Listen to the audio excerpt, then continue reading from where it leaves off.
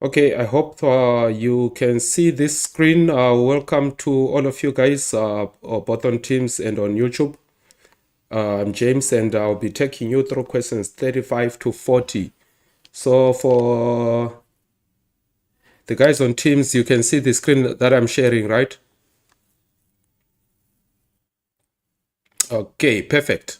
So we are set. I'm gonna start the recording as well for the benefit of others who are not able to join at the moment.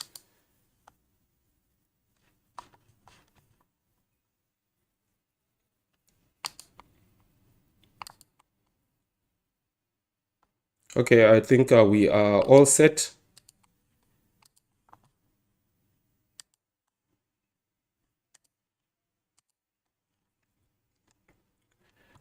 So what we're going to do today is to look at a continuation on charge distributions. So you have looked at quantities like volume, charge density, and areal surface density, linear charge density. And all those different quantities do help you in determining the different electric fields for different distributions of charge.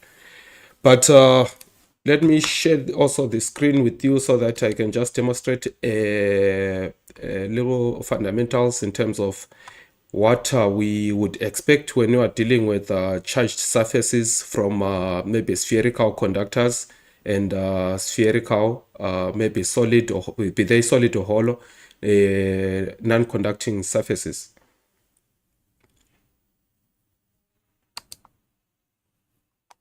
So I can see some have already joined on the YouTube platform, so that's okay. You're all welcome, guys. I would expect and I would love very much to hear much of your contributions as well to keep this platform lively. So please just give me a moment while I share my screen with you.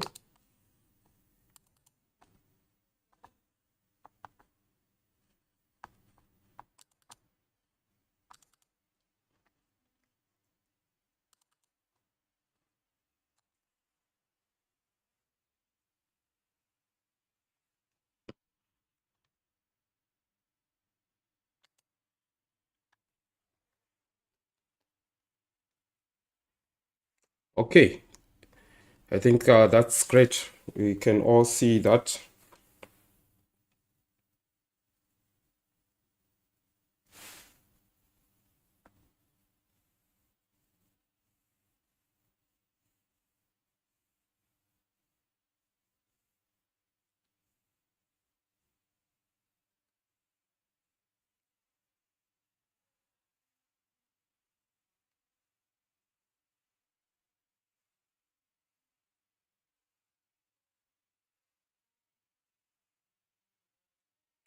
Okay, so to start with, before we go on to this question, I'll just demonstrate at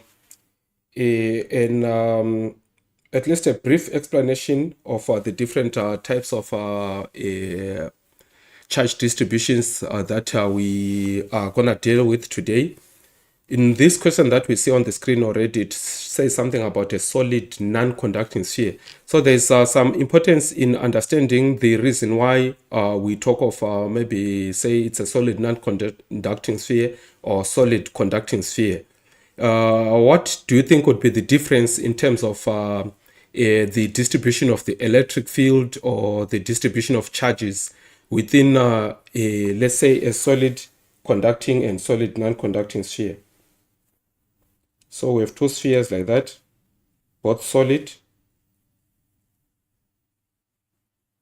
So one is conducting, the other one being a non-conducting one. So what would you pick from the understanding of the two in terms of the electric field inside such a sphere? Yes. So sir, in a conductor there is no charge inside a conductor. Yes. Inside a conducting sphere, yes. Inside a conducting sphere, so where is the charge? If this sphere is charged, where will the charge be? That's very correct. Thank you for that. But It's where will be the charge? the charge is on the outside layer of the conductor. Yes, on the surface. Well done. So the charge is basically on the surface if we are dealing with a conducting sphere, right? The charge is basically on the surface. So what can you say about the electric field? If we are to have a plot, let me use a different color. Okay. So if we were to plot, let's say, electric field versus distance or versus R, and that's electric field, right? How will that look like? You have heard of an equipotential surface, right? Yes, yes, sir. So what do you think will be the charge inside that conducting sphere? The electric field, sorry, the electric field. Do we have an electric field inside the conducting sphere? Inside the conductor, there's no field. Yes. There's no charge and hence no field because this is an equipotential surface. So the electric field will be zero there. Then it will suddenly rise at the point which coincides with the radius. So this is the center and that's the radius of that sphere. Then the electric field will decrease as 1 over r squared like that, according to, it's a consequence again of Coulomb's law, right? So if E equals to 0 in there, electric field equals to 0, right? So that's for a conducting sphere. What about a non-conducting sphere? What about for the non-conducting sphere? So a non-conducting sphere has a charge inside. I think it depends. It depends, yeah, but usually Yes, it is the charges are distributed in there. Like if we say it's evenly distributed there, then the charges will be evenly distributed like that, such that what happens with our field? How do we plot the way in which the electric field varies with the radius?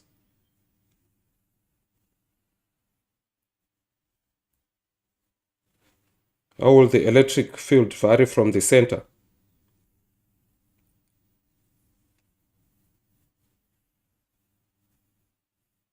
From the center, it's an increasing electric field. Yes.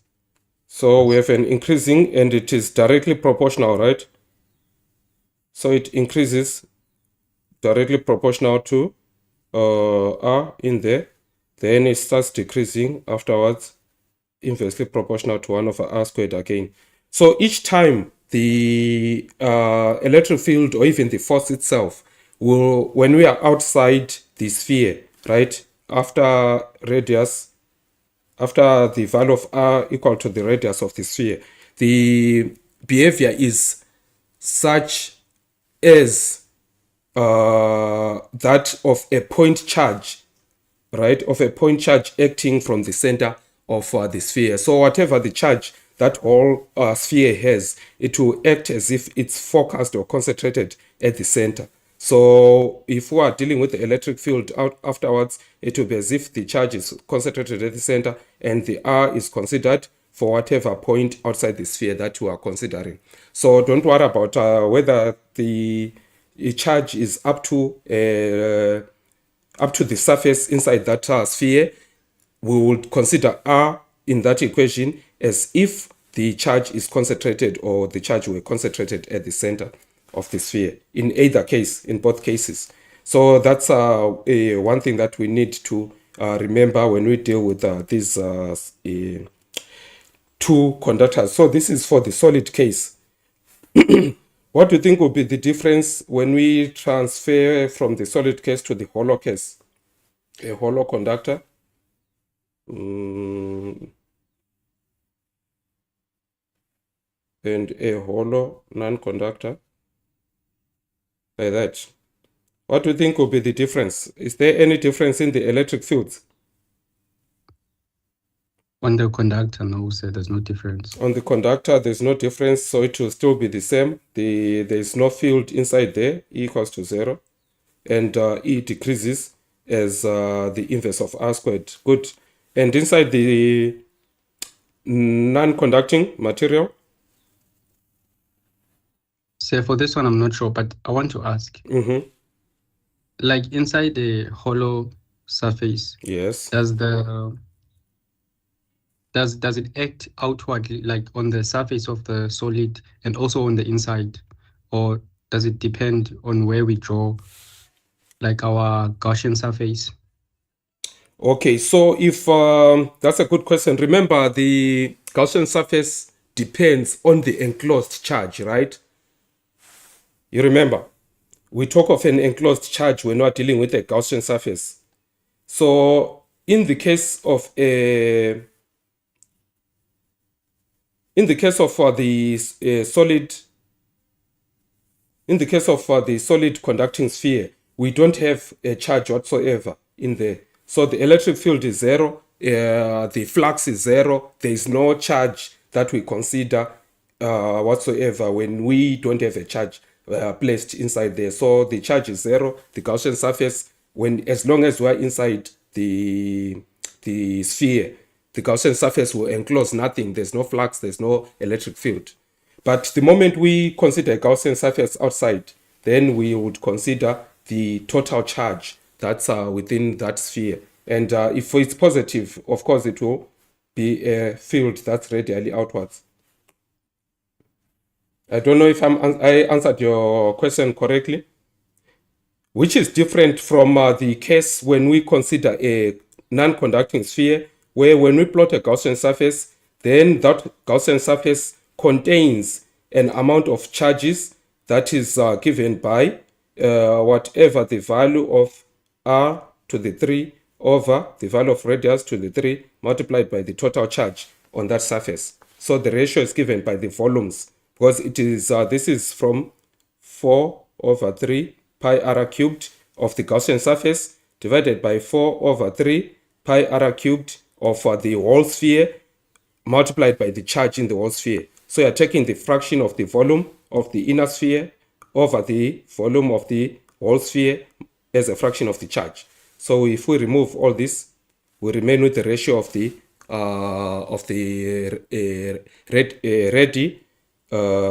which is the radius of the inner sphere, the Gaussian surface, over the radius of the whole sphere as a fraction of the whole charge. It gives you the enclosed charge, Q enclosed. So that's how you would consider it for a non-conducting sphere, because you said the charge is distributed throughout the sphere. Does that answer your question? Yes, sir. Wonderful. Okay, so the same applies for a non-conducting sphere. The charges are also distributed right round on that. So the electric field there, E will be zero once it's a hollow A1. Why? Because this is a Gaussian surface, so there's no field that will move from this positive and pass inward to terminate on another positive. That won't be allowed. So in a Gaussian surface, unless if we add a charge in there, which is what we are going to be looking at for cases whereby a charge is included inside the sphere, then something different happens. So let's go over to our first question and see how we can deal with that.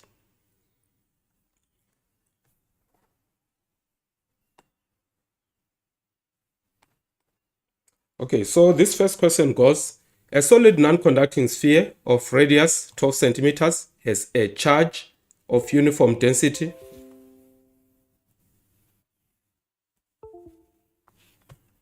Sorry about this. The tablet always disconnects, but it's okay. So it has a charge of uniform density, 30 nanocoulomb per cubic meter. So this is a volume charge density distributed through its volume, and determine the magnitude of the electric field 15 centimeters from the center of the sphere. So what's the first thing we need to think of to answer this question?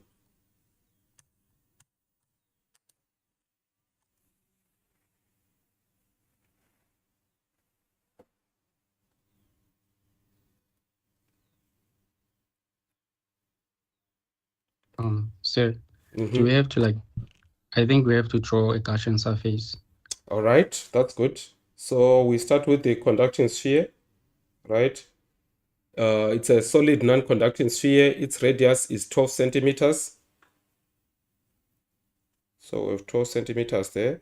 Then where is the Gaussian surface?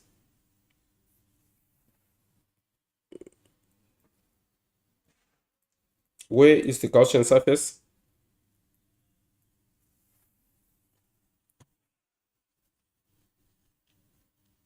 Where do we draw the Gaussian surface? Says the magnitude like 15 centimeters from the center. Yes. It's outside. It's outside. It's 15 centimeters away from the center. So that makes it outside. So let me see if I can do a 15 centimeters.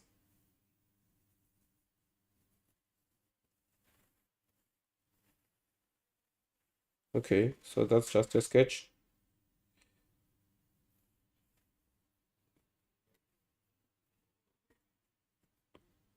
That's our Gaussian surface. What next?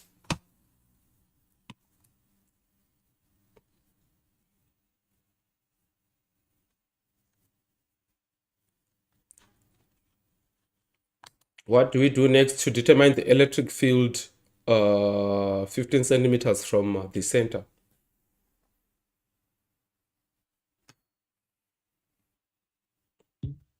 Use the formula. Which one? The one that says the flux is equals to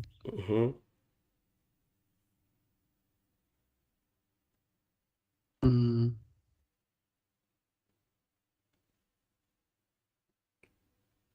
electric field times the area. Very good. Electric field times the area. surface integral of the area, right?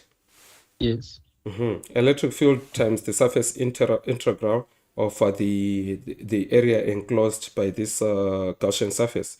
And this should be equal to a constant which is given by,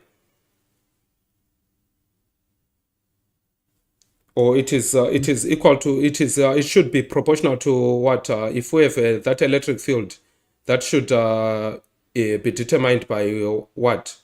What quantity?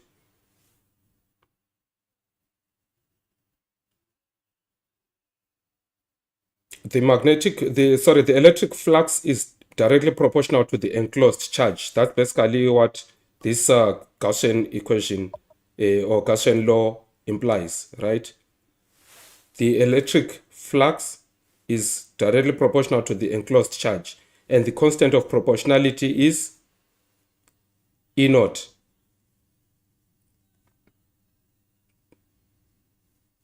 Like this, right? Yes. Do you recall? So which means what we put here? Say divided by E naught. Yes, Q enclosed over epsilon naught. All right. So once we have this, it means we can express dA, the integral, the surface integral of the sphere, right? Integrated over the whole surface as E times, what is that integral of the sphere, of this area of the sphere?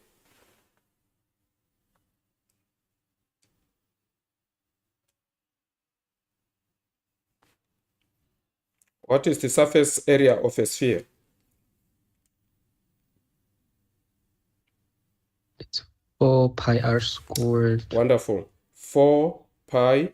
We can use capital R for the big, small r for the radius, which is changing. So let's say we have this as the radius r of the sphere, and the distance there is just generally r. So 4 pi r squared for this is equal to Q enclosed over E naught. But now what are we given? What quantity are we given? We're given this quantity, rho, which is what we call the volume charge density. So how do we relate rho to the enclosed charge? What's the relationship between rho and the enclosed charge? Say Yes. so the I forgot the formula. Or how do we define rho?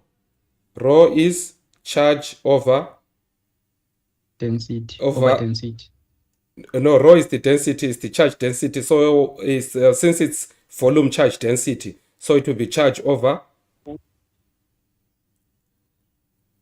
Over volume. volume. Wonderful. Over volume. So it's charge per unit volume because it's volume charge density.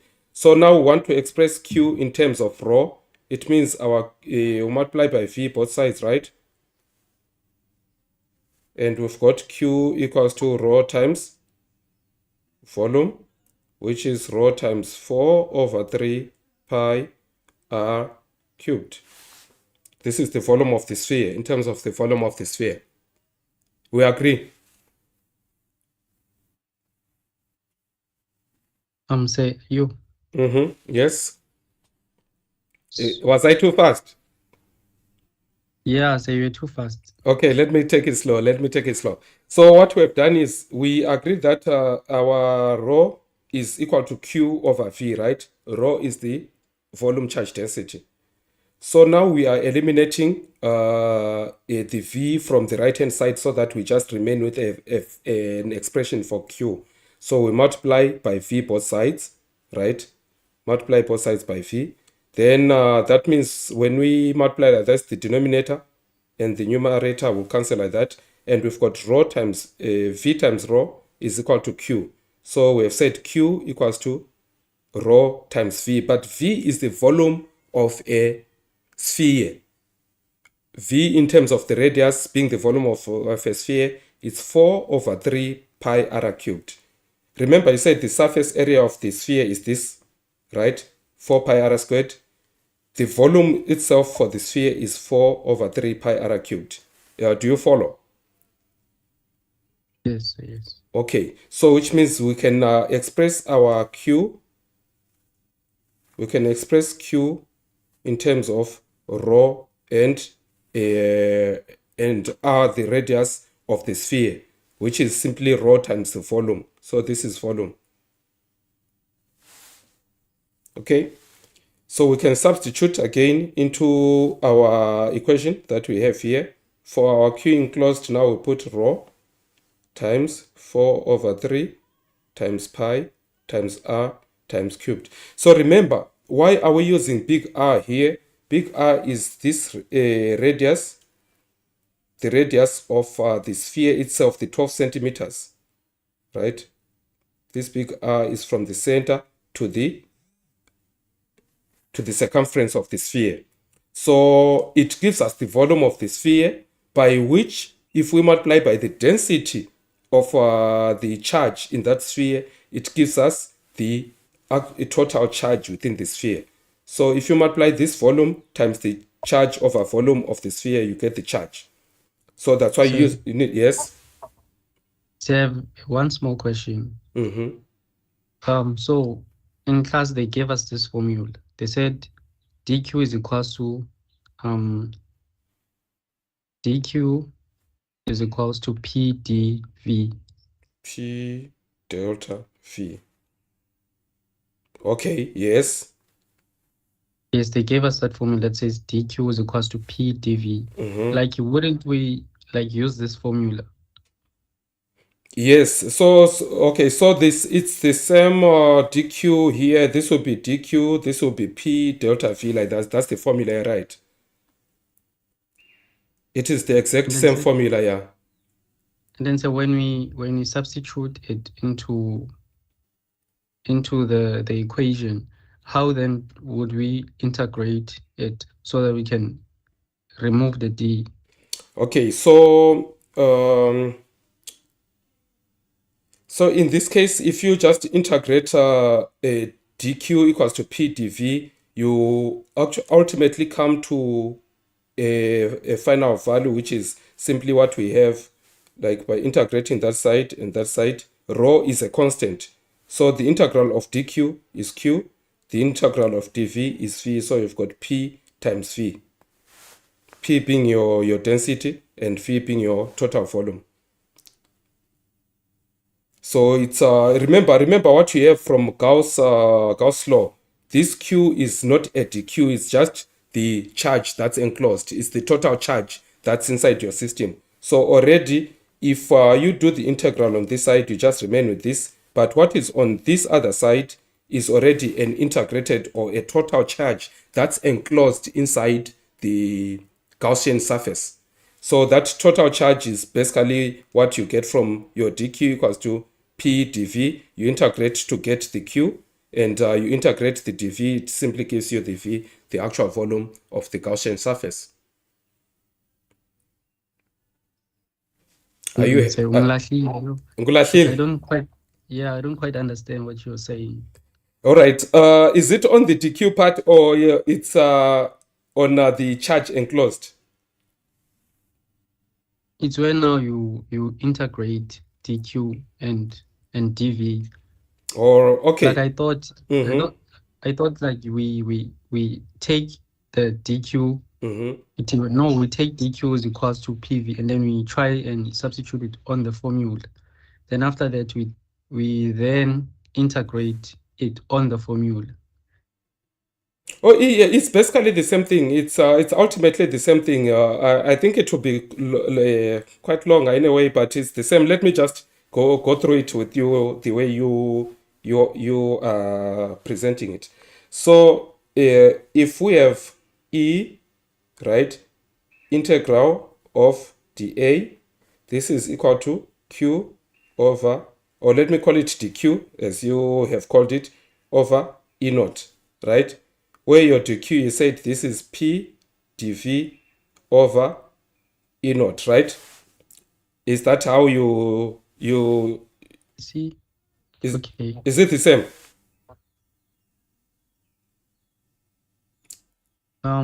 Okay, so Yeah. so like do we take this part and then substitute it on the original formula? Which Like part? say like this. Yes. We I need to say you said flux is equals to that formula, which is E of our enclosed surface. Mm-hmm. Then I thought maybe we would take the dq and then substitute it on the formula. Or the dq and substitute it on the formula where you have p dv. Yes, yes. Yes, that's what I've ultimately done. The dq is here, right? And I've substituted that formula with p dv instead of dq there, Okay, so right? I see. Okay, so Yes. after you do that, the integral follows, which is E times integral of dA is basically A, and that area is the surface area of, because we're doing a surface integral, which is what gives us, like you said, 4 pi r squared, r being the radius of the Gaussian surface. And this is equal to P. The integral of dV is generally just V, which is the volume, right, over E naught. And we've said that volume of a sphere again is the volume of the charged sphere in this case. So I'm just, yes. Hang Mm-hmm. So the reason why you said the integral of v is Of all dV. like it is v, Mm. is it because v is a constant? No, it's not because V is a constant. It's like when you have dx, right? You integrate like if it's dx, it's like you're integrating 1 times dx with respect to dx. dv is already an operator, but you don't have a function in terms of v. Just like you have got 1 as x to the naught, right? So you're integrating x to the naught dx. What do you get from there? It becomes x to the 1 over 1, right? So if you have an operator dv, dv becomes an operator which you are integrating. You don't have any function in terms of v because it's v to the naught in there, right? So when you integrate it, what you just get is v to the 1 over 1. How is that? Sengiyayizwa kancane manje. uyezwa kancane so injalo it's a case of considering dv as the operator that's supposed to be integrating on a function that's in terms of v, and now that you don't have any function, this dv comes from the differentiation of v.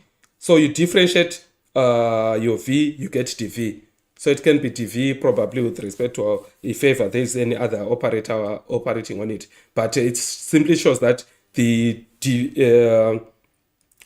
when you integrate dv, you get v. You differentiate v, you get dv. Right? So that's basically how the two interchange. So if we can substitute for our v now, we've got rho times 4 over 3 with pi. And now this is the radius of the sphere that's charged. And we said it's capital R. So we have R cubed there. Right? So we'll focus on this and that.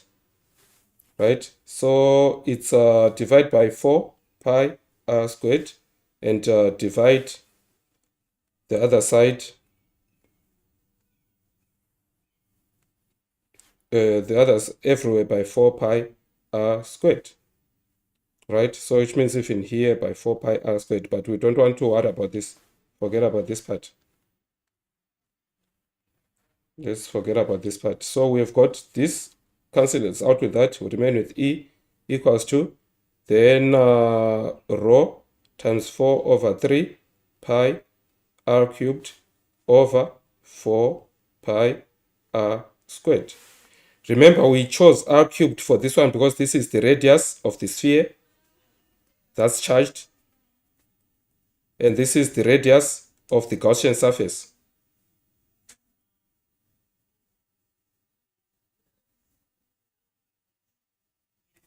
So the other one is the radius of the Gaussian surface upon which we are measuring the field. So now the common terms can be eliminated easily. Then we remain with a term in terms of rho. You are calling it P, it's a symbol for density anyway. So you can call it P, it's still okay, times R cubed over 3R squared. That's the electric field. So this is our expression for the electric field. And now we can substitute for the values that we have in the equation. The values given substituted into that expression will have as for rho, we have 30 nanocoulombs, 30 times 10 to the minus 9. R is the radius of the sphere, 12 times 10 to the minus 2 cubed over 3 times 15 times 10 to the minus 2 squared. Let's see what we get for E. Let's see what we get for E.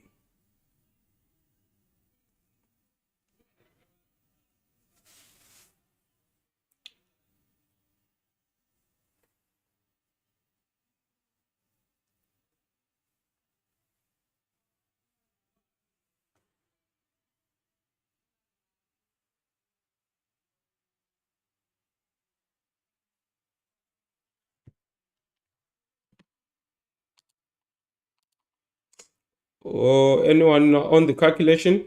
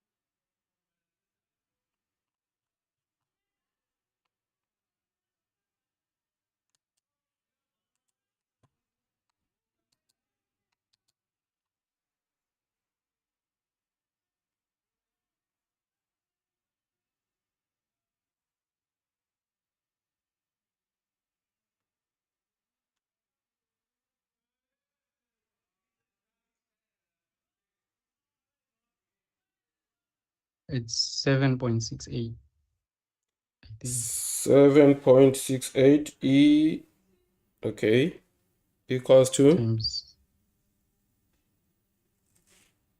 7.6, exponent, yeah, 7.68 times, Evan, let's calculate. sorry. I think, where's my E naught? Sorry. Hold on there. Hold on. This E naught, rho times V over E naught. There's an E naught there. So please include 8.85. Sorry about that. Our E naught should always be there. 8.85 times 10 to the negative 12 farads per meter. So that term should be there. So maybe you can divide the value that you got by 8.85 times 10 to the minus 12.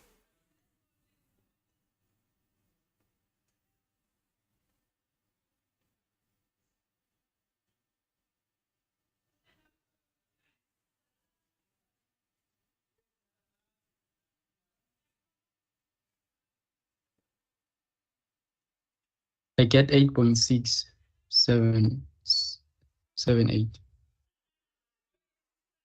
8.6, to the exponent 23.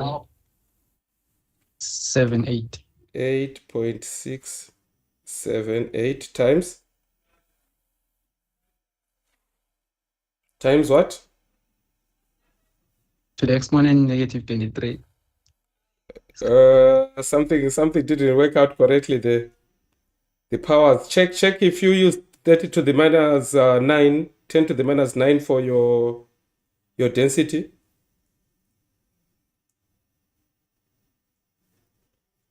Can you kindly check the exponents again?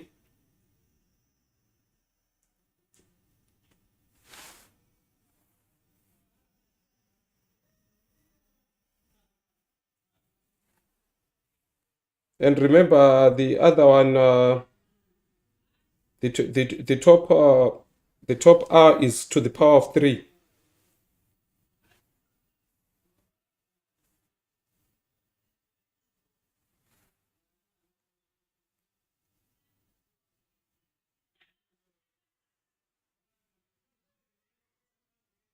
The top one is to the power of 3. So take note of the top radius, 12 times 10 to the minus 2, everything to the power of 3. Then the bottom radius is to the power minus 2, everything squared. Then you've got this to the power minus 12. Just check on the powers there.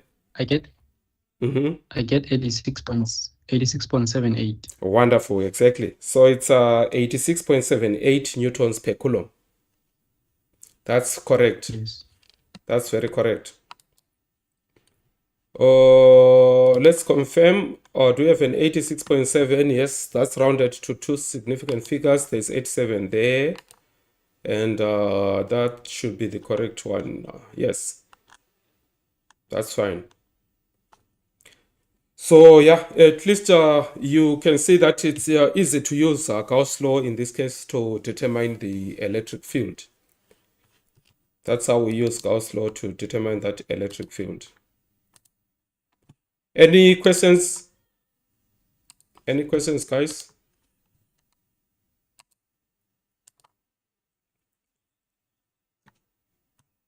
Are we all following? Is it making sense?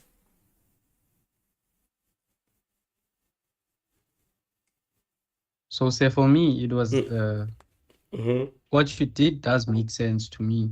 Okay. But then like when I'm looking at the formulas, it's something that I've been struggling with. I don't know what to do with regards to integrating whenever I'm looking at my Gaussian surface. All right. So I think the formulas are basically based on your understanding of, let me say,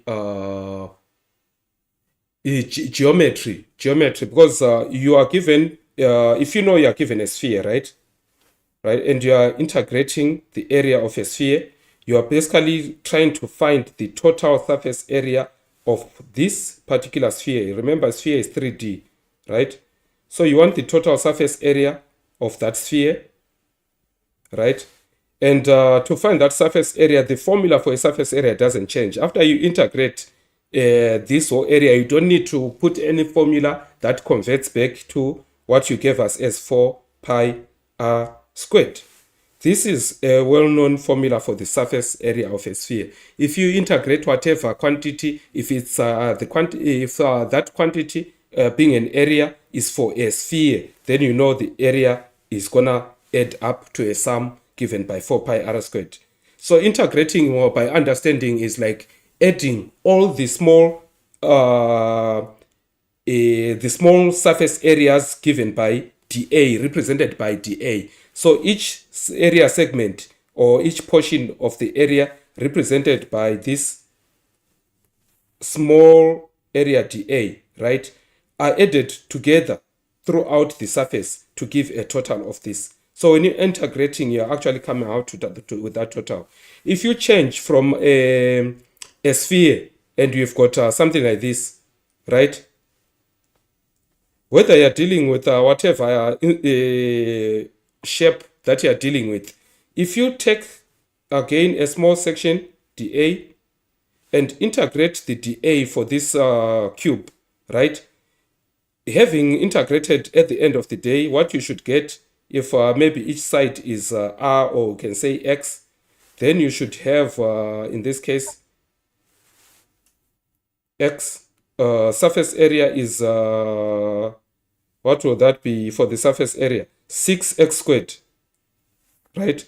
Because you've got x squared for this whole area, then you add with the 6 sides, right? So the surface area of that thing should be 6x squared. So it's an understanding based on your understanding of the different shapes and the geometry that's associated with them. A cylinder is also something that you can deal with. You know it's pi r squared there for the area, but because you're dealing with the outer surface area of that particular cylinder, right, then what it means is you want to either deal with the circumference, which is given by 2 pi r, then if that is L, then the surface area will be the circumference multiplied by the length. That will be your integration of your dA for a cylindrical cross-section. So it's all based on geometry. There isn't like any fancy integration that's really done or that you need to think of to come up with the surface area, depending on what shape are you considering for your Gaussian surface. I hope that sheds a bit of light there.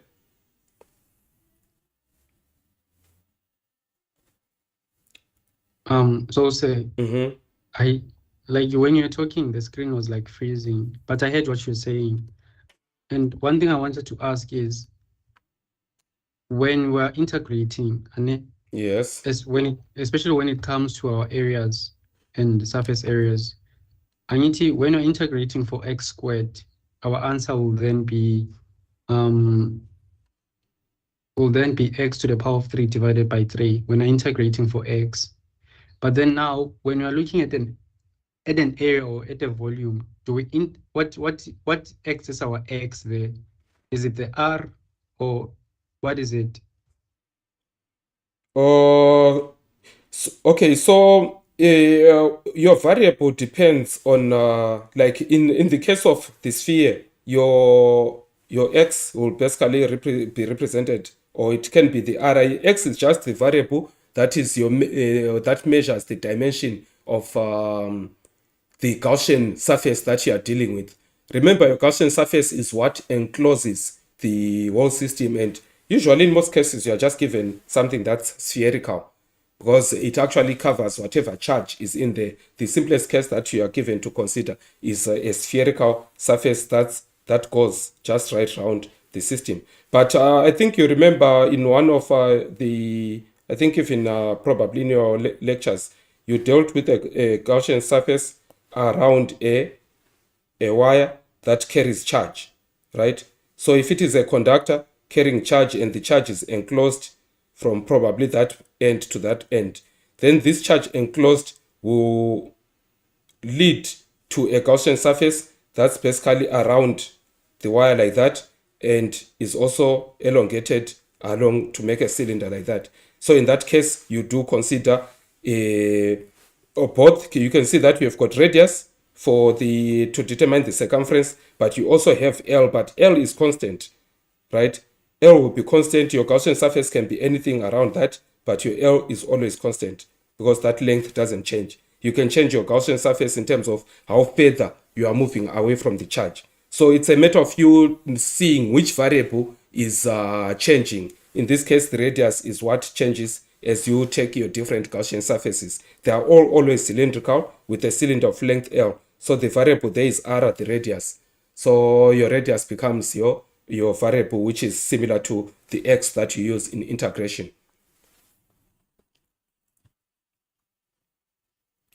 So you should always identify which one is the variable that's varying within your given scenario. Sorry about the freezing screen. I'm sure it should be some problem with my tablet, but I hope that should improve.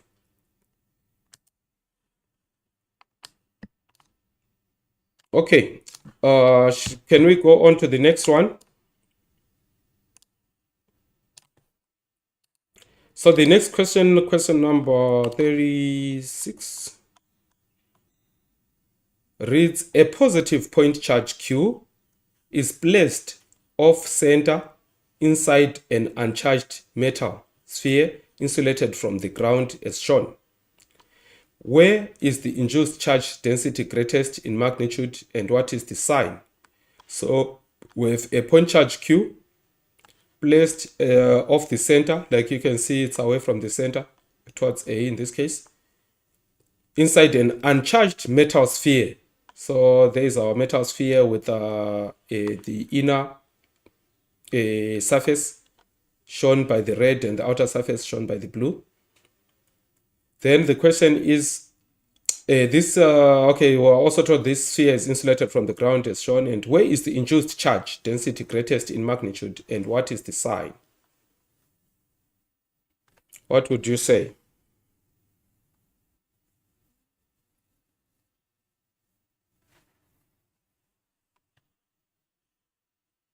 Where is the induced charge greatest, and what is the sign?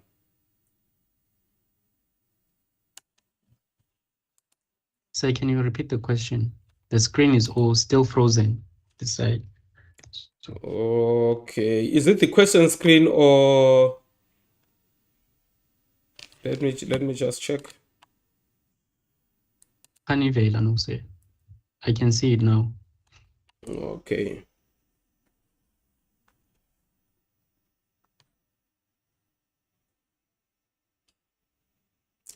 Oh, I see where the problem is.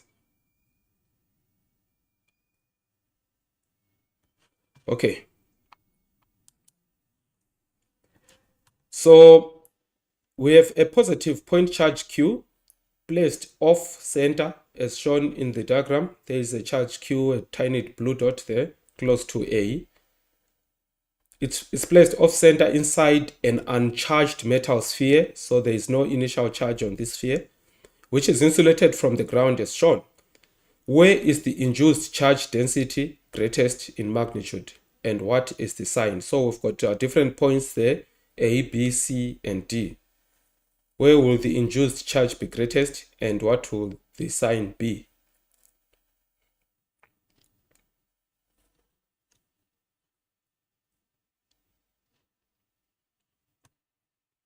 Which point? So by looking at this, I think the greatest charge will be experienced at point A. Okay, yeah. Yes, because the charge is closer to point A. Okay, that's true. And the magnitude of its sign, since the point charge is positive, then the A will also experience a positive. And then okay, continue. the B. Yeah, I was just gonna say the A will experience a positive magnitude of the positive point charge. Don't you think the positives should repel? The redistribution of charge there, it's through induction of due to a positive charge Q, like you said. So when it induces charge there, do you think it will attract another positive charge there, or rather repel positive charge there and attract negatives? So say is the red induced circle there, is it a positive charged circle, or is it is neutral? It's initially neutral. Initially, the whole red and blue make a neutral surface. It's initially neutral.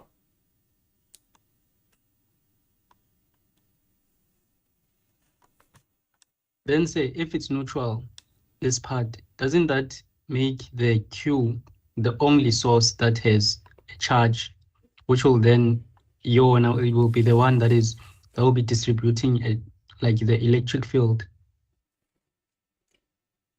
Yeah, you're right. That's how it's supposed to be. So when it has an electric field emanating from it, what then happens to point A? You said it okay that it's point A, yes, but now which charges would accumulate more on point A?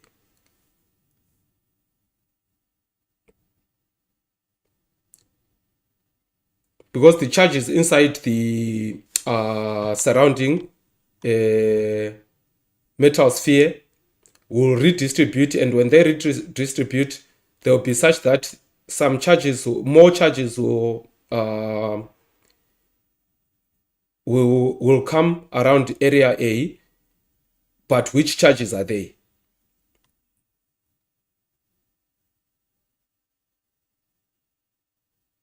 Are they positive or negative charges? By my understanding, I think they will be positive. Okay. I actually think they should be negative for this reason. If this is a positive charge, it will repel positive charges from A, right? When it does that, we remain with okay. It will attract, actually, in essence, it's attracting more negative charges there to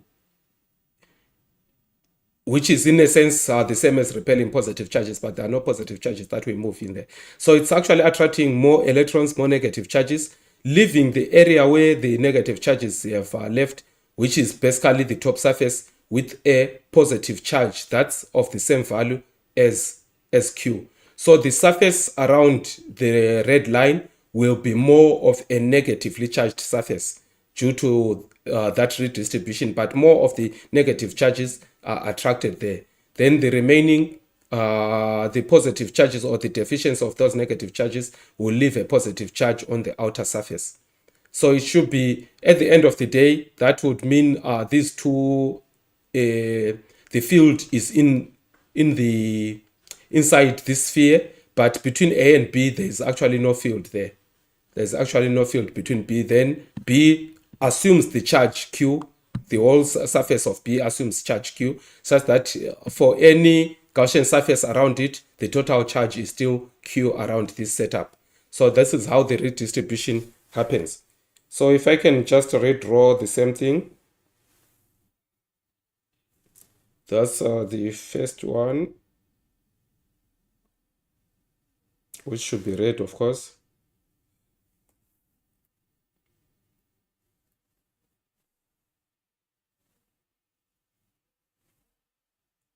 Okay. Then we have a charge Q, which is there. So if Q is positive, what it does is it attracts negative charges. So we have, let's say, more negative charges there. I'll put 3 of them. Then a fewer negative charges there. Then what happens is I've put 6 charges. We've also positive, positive, and positive, and a fewer of them around there. So this was initially neutral, and so it will still have 1, 2, 3, 4, 5, 6, and 1, 2, 3, 4, 5, 6. It will still have the same number of charges on its inner and outer surfaces. But the redistribution is a result of this Q, which is closer to this side, which we have called A. And so that's where we have a larger density of charges, but they are negative.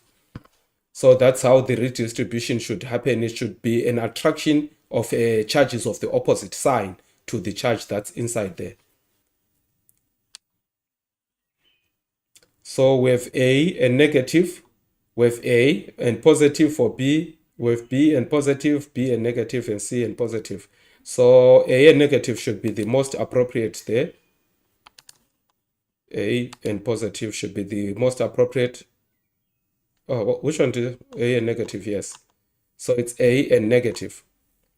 Remember, like charges repel. So it would not be proper to think of positive charges accumulating closer to another positive charge. The proper way is to have negative charges being attracted there. Okay. Thank you for that trial, that attempt. I'm sure it will help a lot of us as well in understanding what really transpires during the redistribution of charges in such a setup. Okay, question number 37.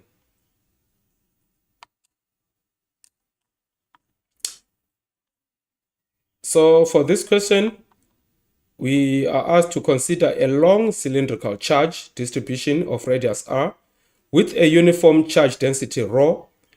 What is the electric field in terms of ρ, r, and E naught at a distance from the axis where r is less than the radius of the cylinder? So that's inside the cylinder. So let's think of long cylindrical charge distribution. So this is the charge distribution whose radius is capital R.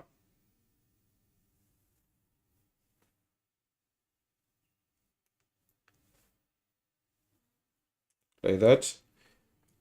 And the charge density is ρ, which is the total charge over the volume. The total charge of that cylinder over volume is ρ. And we have, in this case, we can vary our distance from the center. You can say that, let me just take the line upwards. That distance from the center is r.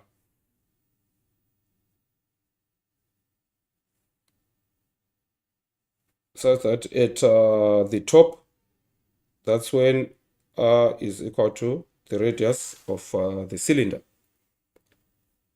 All right. Now, what does the question require us to do? To find the electric field at a distance r from the axis where r is less than the radius. So we make a Gaussian surface inside. We have a Gaussian surface.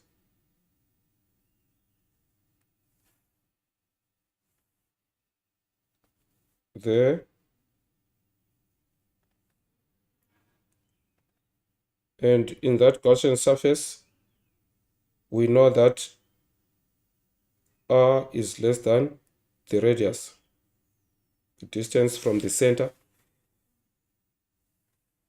to the circumference of the Gaussian surface is such that the small radius is less than the radius of this long cylindrical charge distribution itself.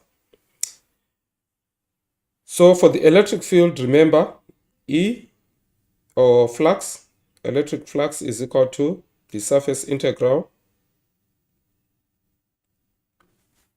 of the area multiplied by the electric field, and this is equal to the charge enclosed by that area over E naught. Now,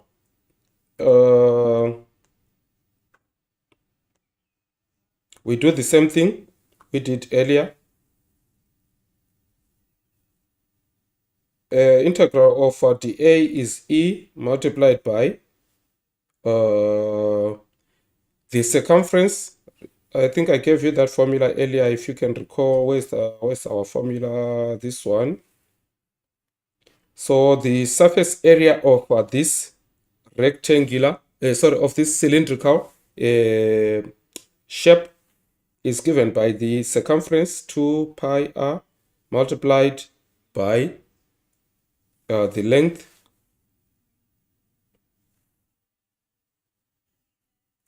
L, like that. And this is equal to the charge enclosed. The charge enclosed, which is, in this case, we say it is the Q, the total charge of the system. No, the charge enclosed will be expressed in terms of Q. So we are not there yet. We have to express Q enclosed over E naught. So now let's think about this enclosed charge. The enclosed charge is the charge that's within this volume, right? So this enclosed charge is a fraction of the total charge Q. So this is total charge inside the whole sphere, and the enclosed charge is given by the ratio of the volumes. So in this case, we have an enclosed charge in there, which we call Q enclosed. And this Q enclosed is given by the ratio of the volumes.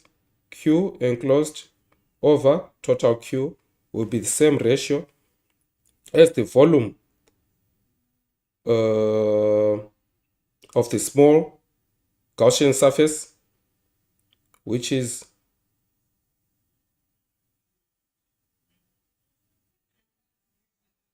pi r squared times L over pi capital R squared times L. So remember, the volume of the cylinder is given by the area of the circular end of the cylinder multiplied by the length. So area times length will give us pi r squared, small r for the Gaussian surface, and big R for the whole sphere. So at the end of the day, the ratio of Q enclosed over the total charge is equal to, the pi's are the same, they cancel out, L is the same, it cancels out. So it's given by the ratio R squared over capital R squared. That means we can express our Q enclosed as by multiplying by Q both sides. Then Q enclosed is equal to R squared over capital R squared multiplied by Q. So that's the total charge that's inside the Gaussian surface.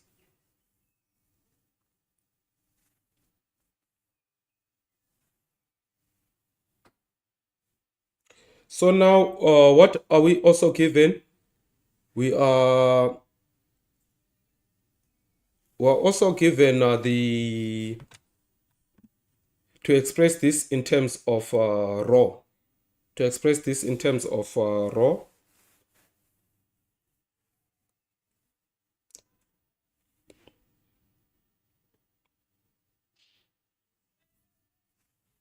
so we can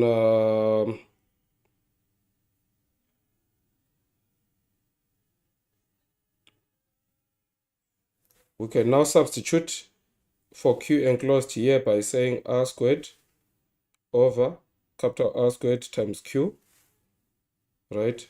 All over E naught is equal to E times 2 pi R L. Remember, our volume is pi r squared L. Our volume is pi r squared L, so we have got E divided by 2 pi r L both sides. So this is 1 over 2 pi r L. We remove this, we remain with E equals to r squared times Q over r squared, then over E naught multiplied by 1 over 2 pi r L.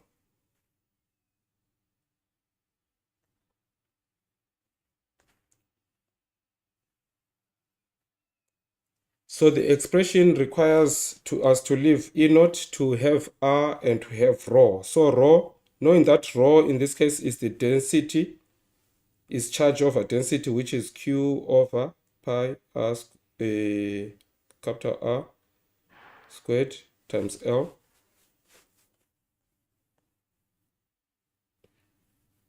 We can express that as R squared Q over 2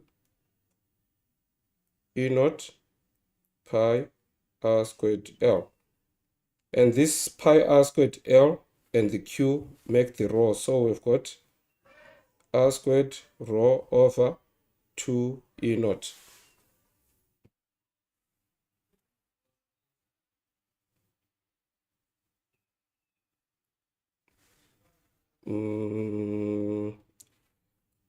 So we can, I think this cancels out with that's 2 pi r L. Let me just confirm that transfer again.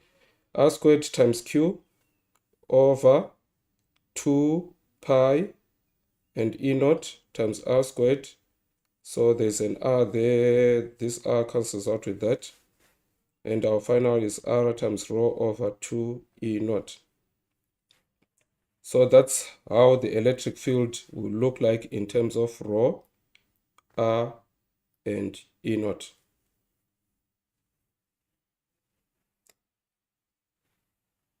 So that's the elimination and the method in which we can express our electric field.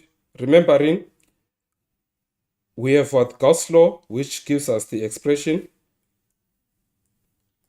for E times the integral of the A is equal to the enclosed charge over E naught. So this is the charge enclosed by your Gaussian surface. So in this case, the charge enclosed is different from the total charge. Why? Because we are within the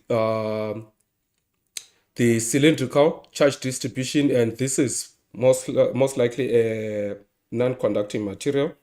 So the charge is distributed evenly throughout, such that for a small Gaussian surface that's less than the radius, we just consider an enclosed charge that's a fraction of the total charge. So we've calculated that fraction of total charge by simply taking the ratio, because this is a uniform charge distribution. So the ratio of the volumes is equal to the ratio of the charges. Q enclosed over the total charge will be the same as the volume that enclosed the charge, which is the volume of the Gaussian surface, over the volume of the whole cylindrical charge distribution.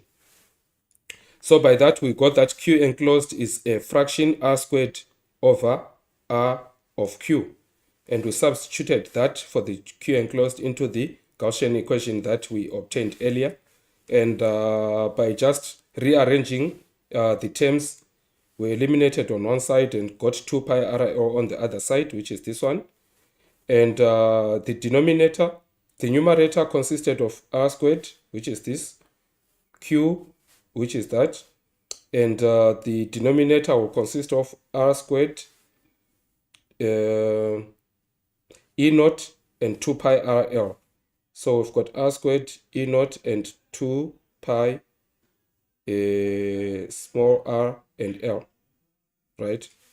So with all those, we eliminated r, the small r, and we said Q over pi r squared L is the density.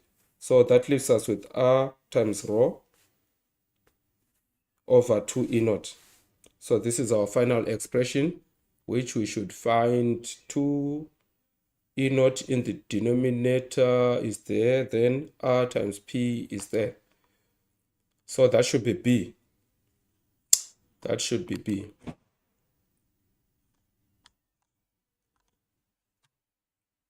So what is important though is the steps, the way in which you eliminate. You can have your own way in which you understand how to eliminate the different or to do the arrangement of your expressions to just eliminate the like terms and remain with the simplified expression. But what is important is understanding of what is the enclosed charge in terms of the total charge and express that total charge in terms of the density, in terms of the charge density. So once you do that, all steps will lead you to that simplified expression. Are you still there, guys? Yes, sir. Yes. All right. Well done. Thank you. So the next question is question number 38, which is as follows.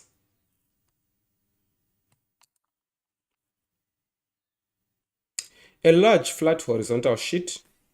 Let me create some fresh space. A large flat horizontal sheet like that of charge has a charge per unit area of so charge per unit area is sigma 9.00 microcoulombs per square meter. What is the magnitude of the electric field just above the middle of the sheet? So we have that area and we want the electric field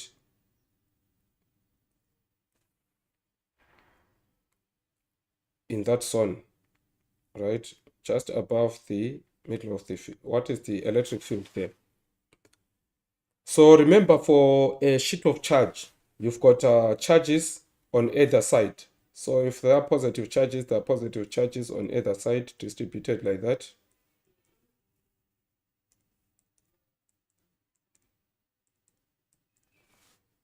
And the like, right? So with that understanding, the electric field would at that point would be a field due to charges in that region protruding in either way through that area and outwards like that. So at the end of the day, what we have is you have to consider charges from either surface or from either side, such that you have got the area to the front end, which is what the one that we see, and we've got another area at the back end, which is the side that we don't see. So that's what you need to think of as you deal with such a question.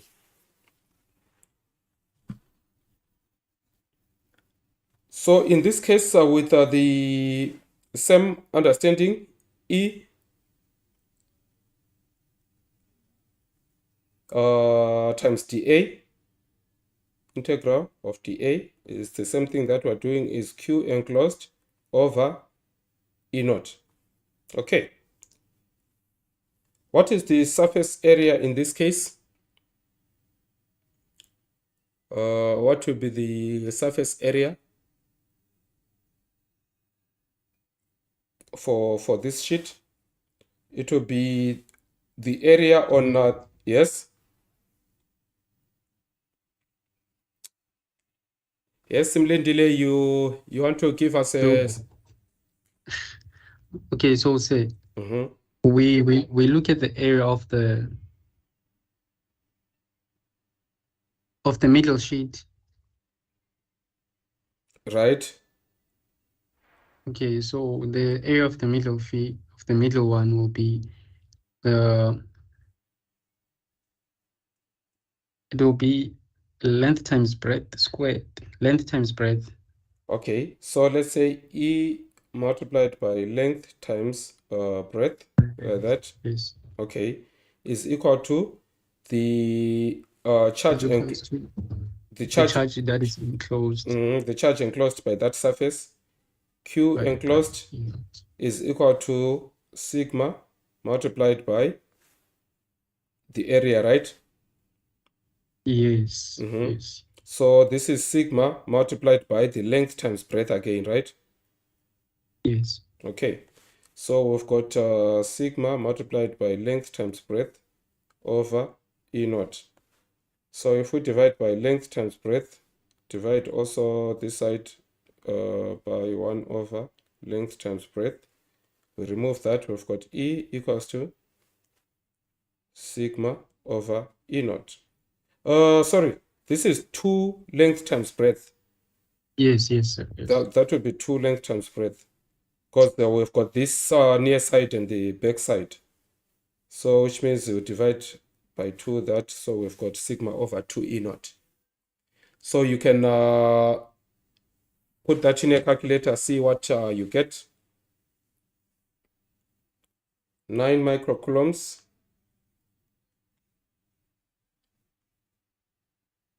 8.85, 10 to the negative 12. So what do you get for E?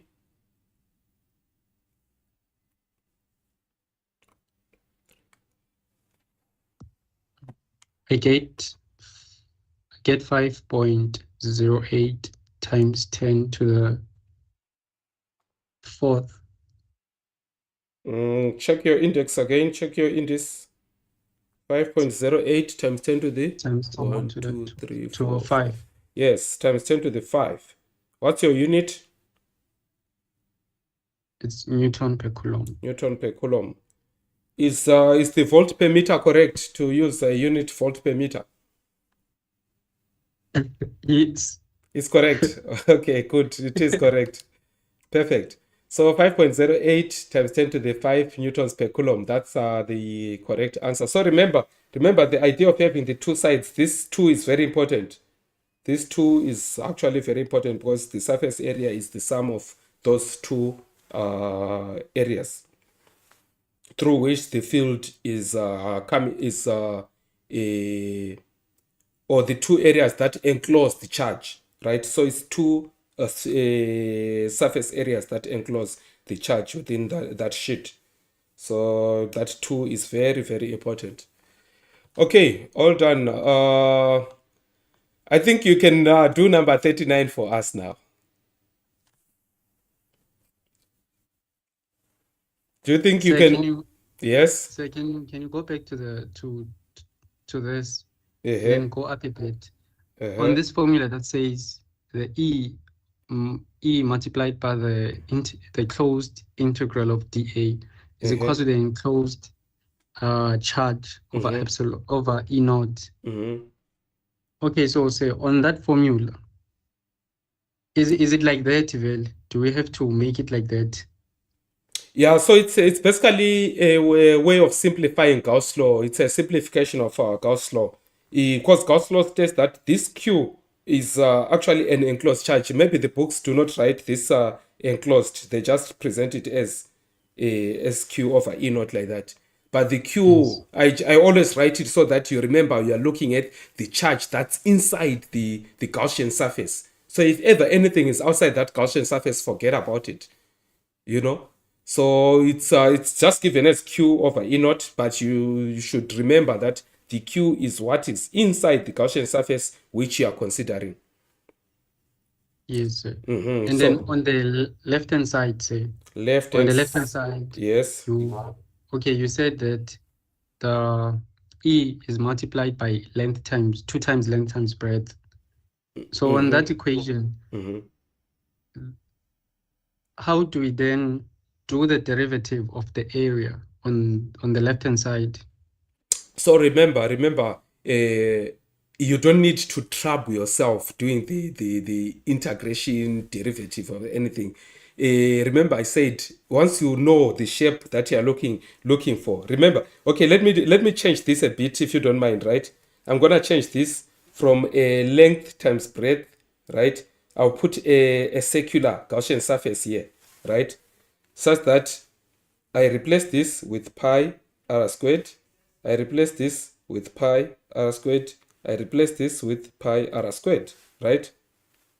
Do you see Yes. what I've done? Yes, sir. I've changed my Gaussian surface to be a what? To be a Circle. circle. The area of a circle is pi r squared, but we've got pi r squared on this side. We've got another pi r squared on the other side, which are the two surfaces on the plates on either side that are surrounding or that are enclosing the charge, right? So they make our Gaussian surface, but besides them making the Gaussian surface, if I divide by that area, I'm going to remove this, I'm going to remove that. At the end, nothing changes. The area is still the same because whatever I'm considering on the Gaussian surface is the same area that's enclosing the charge and is leading to my calculation of the how much charge is enclosed by that area depending on the density of the system. So I'll use the same area there because it is the same area under which the charge is enclosed, and they cancel out. And when they do that, they result in the same thing. But the integration, like I'm saying, don't worry about the actual integration process, because at the end of the day, you know, if you add all the dAs inside that that circular Gaussian surface, they should give you pi r squared, because pi r squared is ultimately the total area or total surface area of a circle, or length times breadth will be the total surface area of your square or your rectangular surface.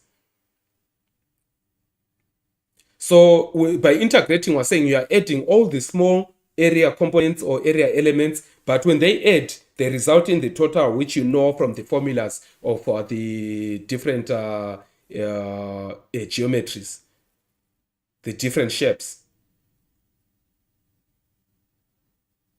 Do you follow? Yes, sir, I do follow. Yes. I do. So don't worry about the essence of the actual integration. You need to understand: are you integrating for a circle? Are you integrating for a square? Are you integrating for a rectangular surface? Then, after integrating all those small elements, they should sum to the area of the circle that you know. They should sum to the area of the triangle that you know. So it makes it quite easier to deal with this integration, because you don't need to go to find your dx and do dx, change all those variables and do the actual integration. It's not really necessary in this part of the unit. Happy? Yes, sir. Good. Okay, so now this question is about a solid conducting sphere. So would you want to take us through it? Maybe just guide us through it. I'll be helping you along the way. You can read through the question. If you can see it clearly.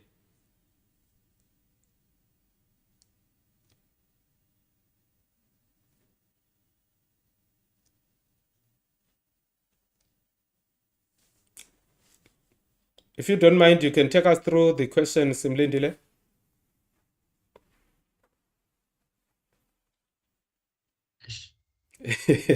Should I read through it? Yes, sir. Okay, Yes. it's okay, it's okay, no worries.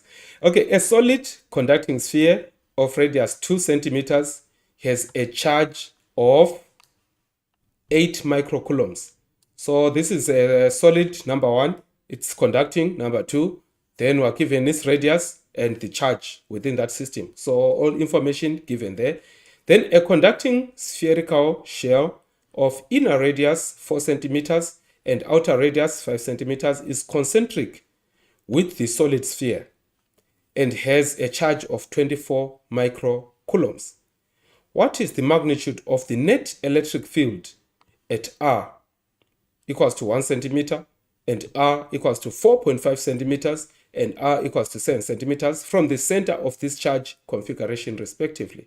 Okay, so we start with a 2 centimeter solid conducting sphere. That one.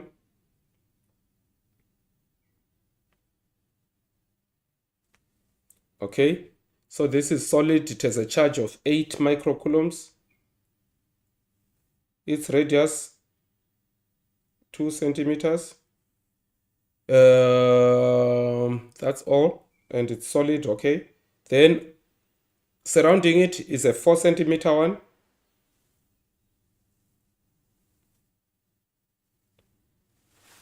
Okay, let me try and distribute it evenly. Not an easy one.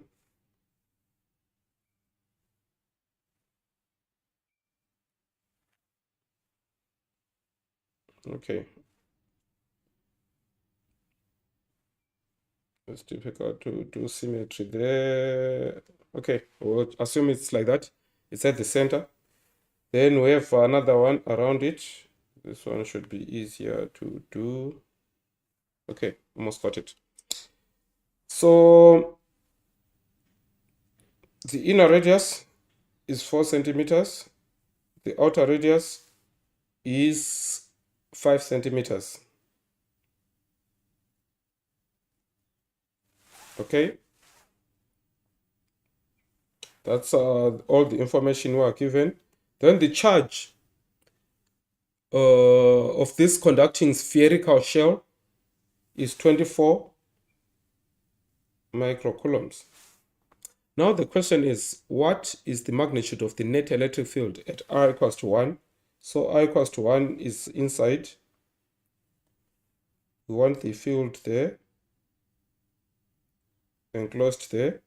We want the field at R equals to 4.5, which is inside there. And want the field at R equals to 7, which is outside there. So we can as well call those different areas A, B, C. So the inner one is A, the center one is B, the outer one is C. So we want EA, EB, and EC. So according to what we said, yes, thank you, come in. So say, is it okay to say that for the inner one, it has no charge at all? Good, 0 newtons per coulomb. I agree with you. Go on. And then the which one is it? Is it B? Oh yeah, 4.5 centimeters away from this one. I think we have to calculate that one. So. What kind of material is this? That's the first question. The one up. The B. It's a solid sphere, sir. No, the solid sphere is where we have A right at the center, but at where we have B, the point B is a conducting spherical shell, right? It's a conducting spherical shell, concentric with the solid sphere, so it's actually with the same center as the solid sphere. But remember what we said about metals, right? The surface, the charge is at the surface, which is the 24 microcoulombs should be at the surface, right there. Then the inner one can assume a charge depending on what's happening in there. But do we have a charge? Do we have a field? Actually, do we have a field in B? Between the inner and the outer, is there a field? Yes, at B there is a field. Why would we have a field?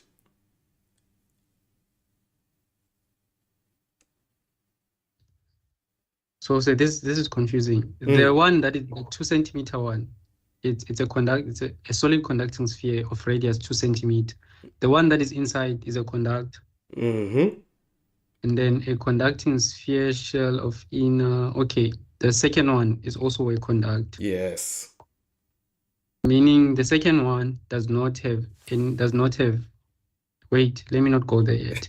It's concentric with solid sphere and there's a charge of 24 microcoulombs. Okay, so since the second one is also a conductor, it means outside its shell, there is a field. Outside its shell, outside this shell of the second one, right? Which is out here. There's a field. Right? What about inside? What about between its two surfaces? That's where we have EB. between its two surfaces.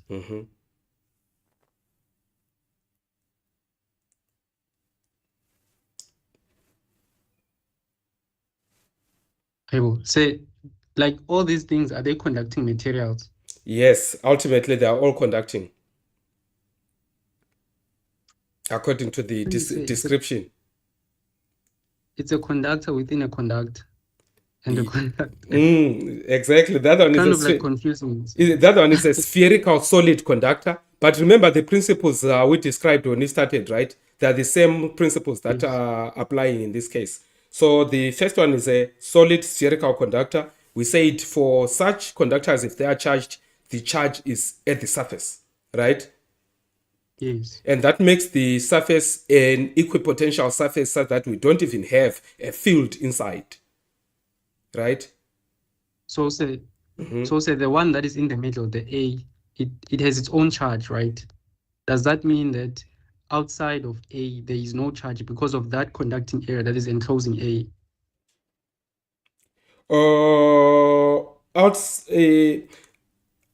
It means, okay, A, you remember A, I drew A has got a smaller radius, it's 1 centimeter. It is therefore confined inside the solid sphere, right? You agree?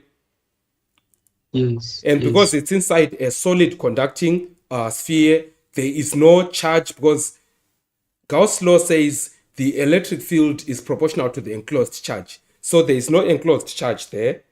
That's number one. It means there is no electric field. That's why you said electric field is zero. The charges on a solid conducting sphere are actually on its outer surface. On its shell, yes, on the shell on the outer surface. So already, as long as we are less than the radius, there is no charge, there is no electric field. So for the first one, you are okay to say it's zero electric field. I think that one is okay.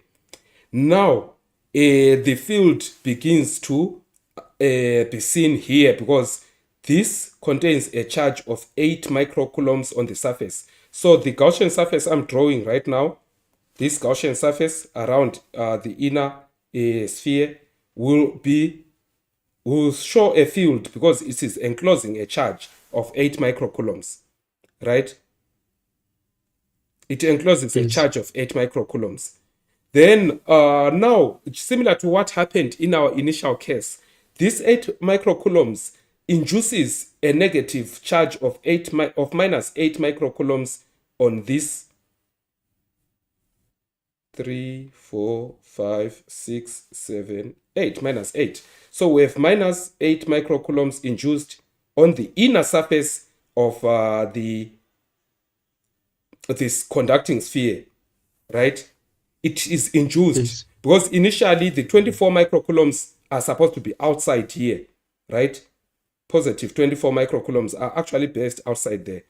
But because there's a charge inside there, this inner surface, which is at 4 centimeter radius, initially had no charge because there's no charge that remains on this one when there's nothing inside, right? But because of the inner charge, which is this solid sphere, it induces the negative charges there.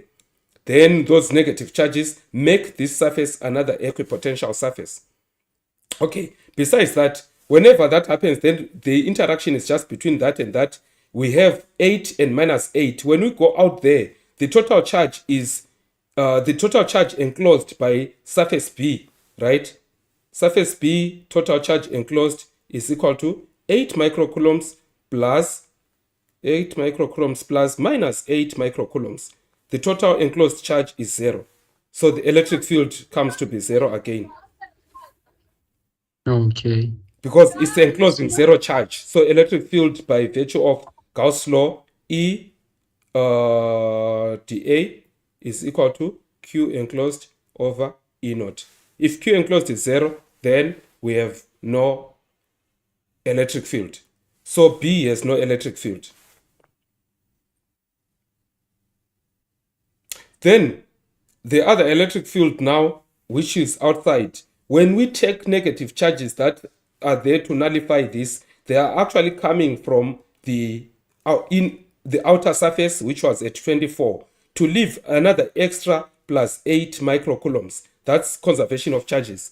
So those 8 microcoulombs that's left to give the negative charges there leave a positive charge again on the outer surface, such that the outer surface now has a total of 32 microcoulombs. So when we calculate this, we've got 32 microcoulombs over E naught is equal to E times pi 4 pi r squared. The total surface area of this sphere, right, around C. The total charge, remember, total charge enclosed is now 24 plus 8. The 8 that comes from the negative charges that left the outer surface to occupy the inner surface as a result of the charges enclosed in there. So now, if we do that, our E therefore becomes 32 over 4 pi E naught R squared equals to E, where R is equal to 7 centimeters. So you can find E there. You can find the E for that. 32 microcoulombs times 10 to the minus 6.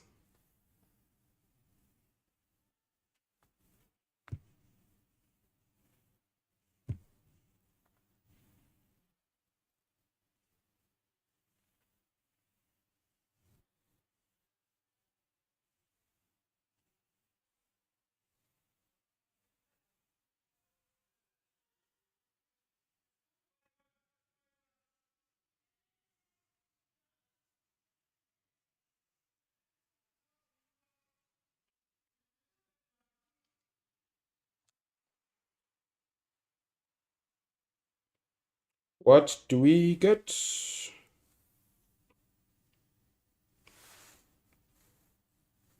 I get 5.87. Wait.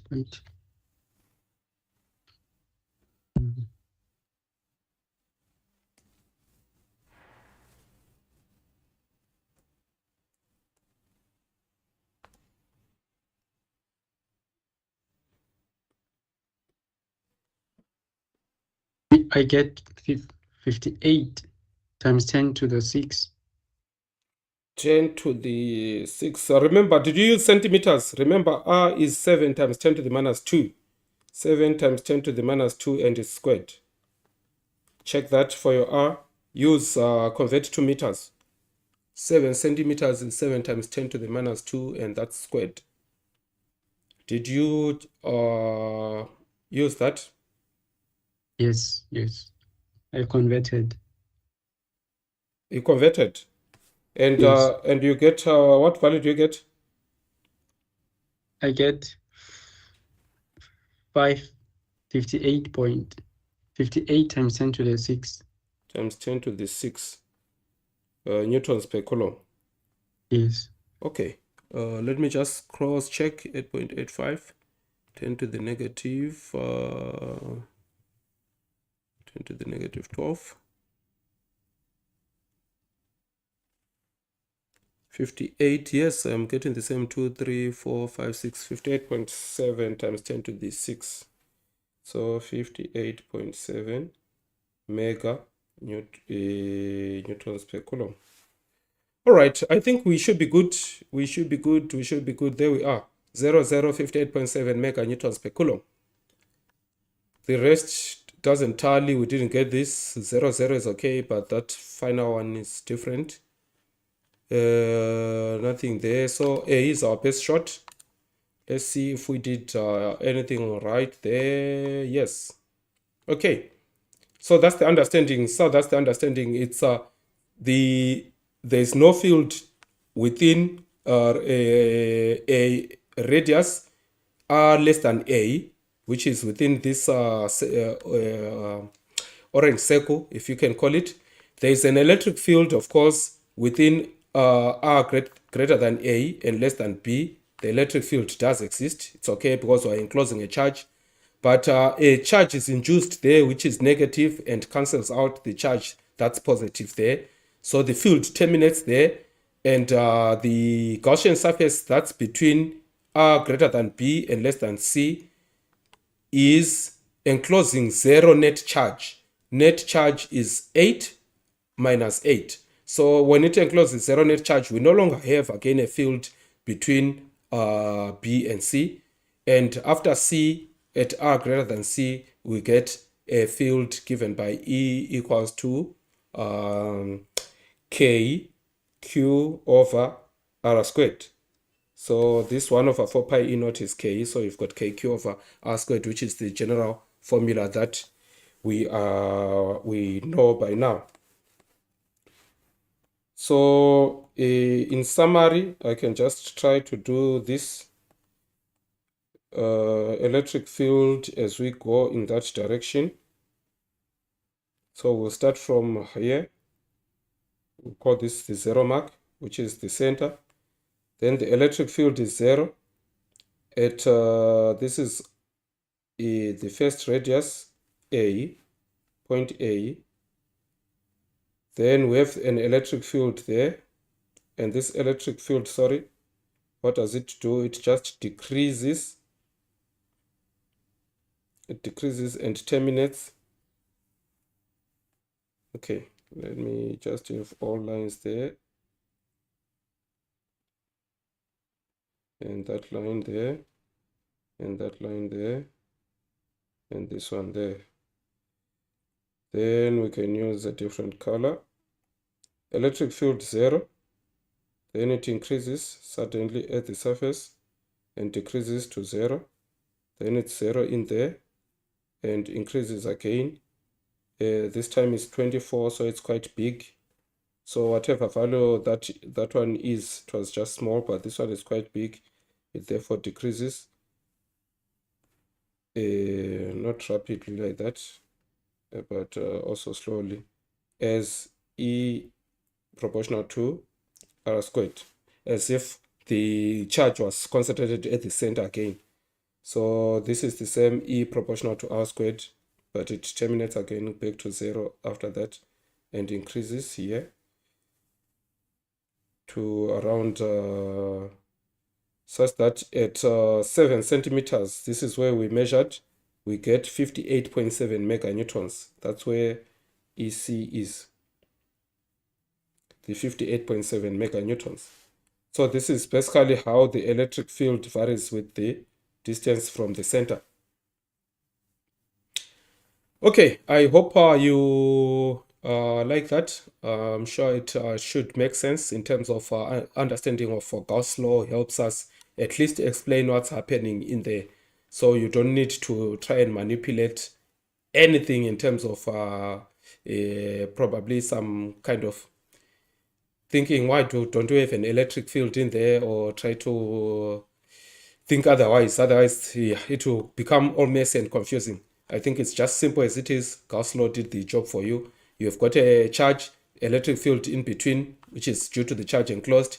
Then induced charge around this one is due to some negative charges that cancel out with what is inside there, so that the net charge inside the enclosed Gaussian surface within the gray area is equal to 0, right? So we now have our new Gaussian surface where we say the total charge is now 24 plus 8, the charge that is redistributed to the inner surface. So that is the charge that results in the field that we see or that is experienced outside the whole system.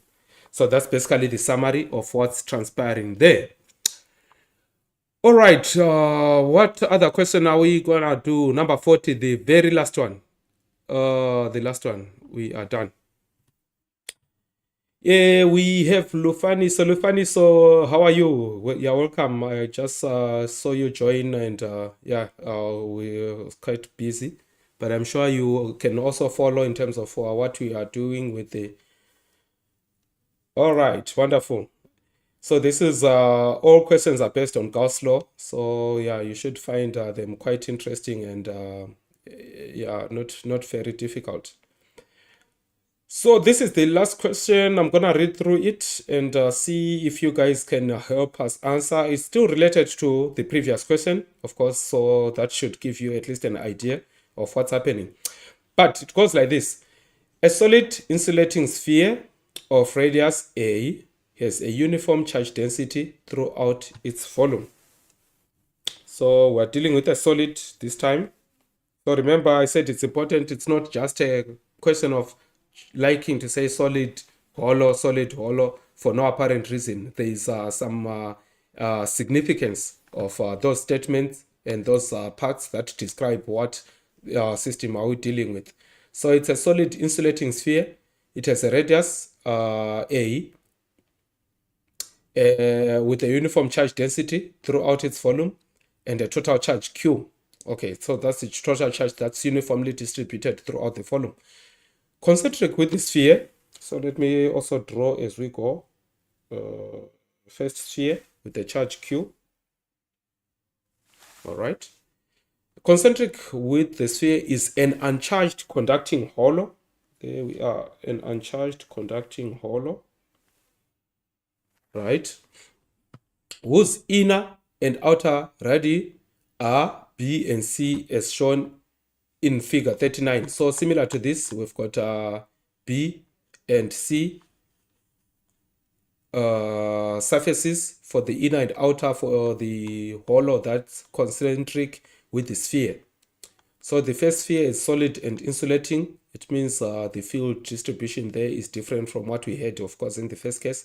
But around it is a hollow conducting sphere with an inner and outer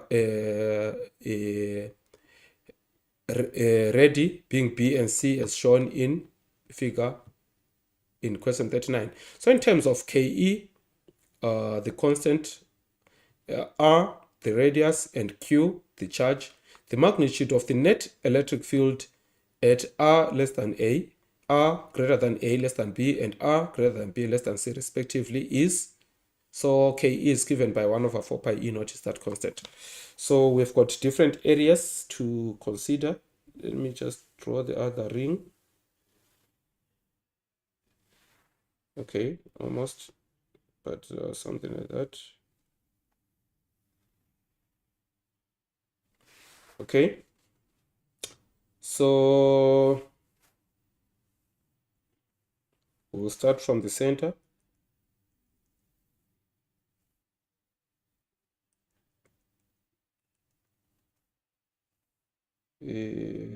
This first one is A, right? That distance from the center to there. Then we have B and we have C.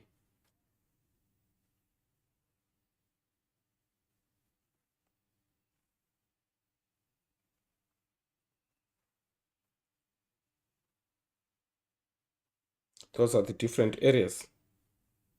So,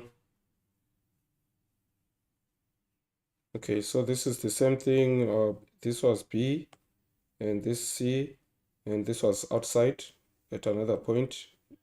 So it's the same thing that we have here from O, 0, with A, B, and C. So we want the expression for the electric field at all those points. All right, so what do we do, guys? From what we have learned so far, what can we say about this? What can we say? So this is radius increasing, and we can plot this for the electric field varying like that. Okay. So what can we say about the electric field at R less than A inside the insulating sphere, which is a non-conducting sphere that is solid? And we have the electric field between radius A and B, which is outside the insulating sphere, but within the inner surface of the conducting shell or conducting hollow sphere.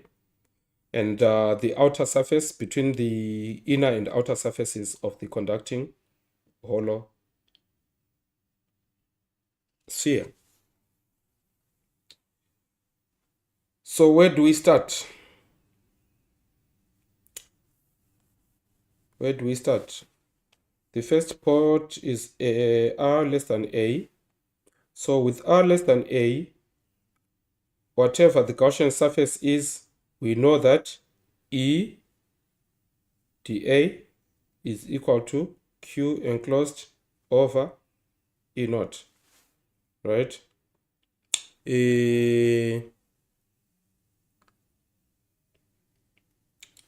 So this is E times 4 pi r squared. This is the radius of the Gaussian surface, which is represented by r, right? Is equal to Q enclosed. The enclosed charge is a fraction of the total charge Q. So this Q enclosed will be r cubed over a cubed. A is the total, is the radius of the inner insulating sphere. So by volume or by ratio of volumes as a function of the total charge, we get our Q enclosed like we did earlier. And then this is divided by E naught. So we have represented Q enclosed as equal to volume of Gaussian over volume of sphere multiplied by Q. So it's a fraction of the volume of the Gaussian over the volume of the sphere multiplied by Q, and this is 4 over 3 pi r cubed multiplied by Q over 4 over 3 pi a cubed.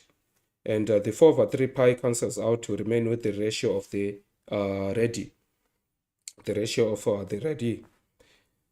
So with that, we can go on to remove or eliminate the like terms. So remove r squared there.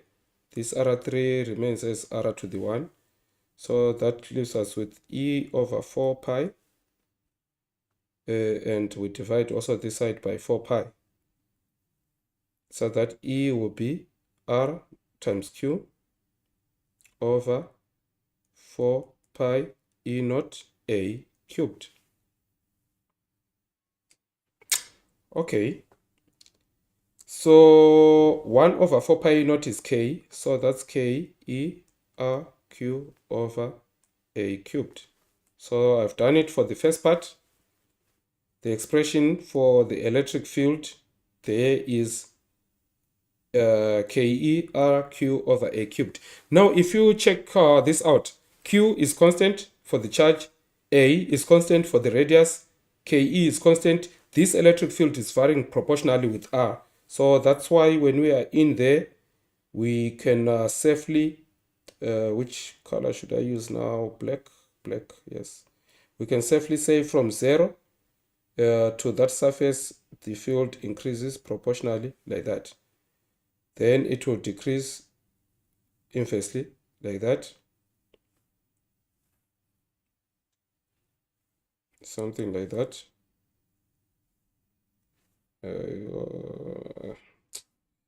Inversely. Okay, all right, that's close. So outside, it decreases as usual around that Gaussian surface. So this is for r less than a. Then the next part will be for r greater than a and less than b. Our Gaussian surface is outside, so E is simply given by K E Q, the enclosed charge, because we're enclosing all charge, over R squared, where this R is greater than A but less than B. So the field decreases as a function. Field is inversely proportional to 1 over, it's inversely proportional to R squared actually, or proportional to 1 over R squared. So it decreases like that. So this will be the field. This formula you already know, don't need to continue deriving it. It's the general formula for the electric field from a point charge. Then when R is greater than B but less than C, we have no field. We have no field. We have talked about this that the inner surface assumes a charge opposite to that of the sphere that's inside, such that the total charge enclosed when we are in this region is equal to 0. So if that total charge enclosed is equal to 0, then the electric field is also equal to 0. So in that region, E is equal to 0. And we're not asked of anything outside the regions. We're not asked of anything outside the regions. So did they say in terms of R, K, Q, and R? Okay, so it's K, Q, and R. This one is okay. K, Q, and R. This one is okay. This one in terms of K, Q, and R, there's nothing. I think that's how it's supposed to look like. That's how it's supposed to look like. KQ over R squared is there. That's A, 0 there, the end. And KQR over A cubed for the first one. So A seems to be doing it for us. We can choose A, B, nothing, C, no, D, no. So A goes like that. If we did everything right, then this should be the correct answer. Okay. That's the correct answer. I hope you were able to follow, guys. We have exhausted everything on Gauss law and its application. Yes. Yes, Yes, feel free. Okay, wonderful. Yes, I was able to understand, sir. Wonderful. Thank you for that, and thank you for taking your time to join us today. If ever you'd have any questions, I'm sure I will be there again in the coming week and the weeks after until we finish the course. So please feel free to just be a part whenever you have time and at your convenience. Join us every time between 12 and 2. We'll always give you reminders if ever there will be load shedding or other changes in the schedule. But otherwise, from me and everyone here at Yebo Physics, it was nice having you around. Lufaniso and Simlindile, you guys were exceptional. Thank you so much. I'm sure some people did join and later went for some lectures, but it's okay. They'll see the recordings later. Otherwise, for today, goodbye, guys. Have a good day and all the best.